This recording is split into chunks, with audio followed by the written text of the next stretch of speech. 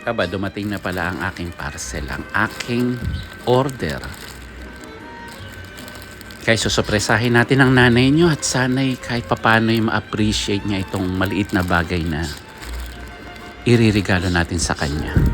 Well, wala namang okasyon pero alam nyo na panuhol para payagan naman tayo sa mga gusto nating gawin sa buhay.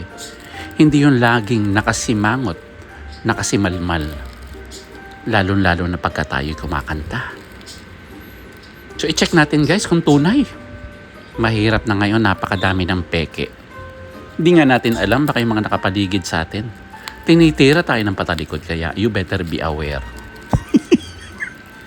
Halika, samahan nyo akong mag-unplastic at mag-unboxing. So eto, check natin.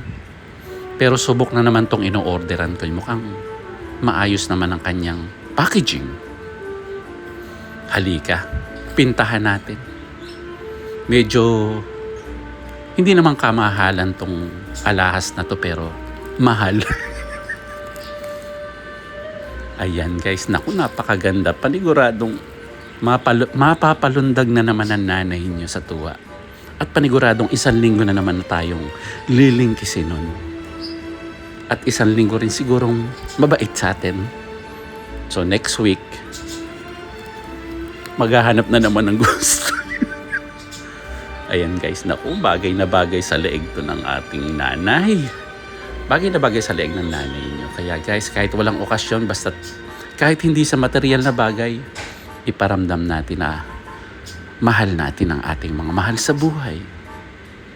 Hindi naman masusukat sa material yan eh. Kahit na pakitaan na lang natin ng, panunuyo sa kanila at pagsilbihan natin sila.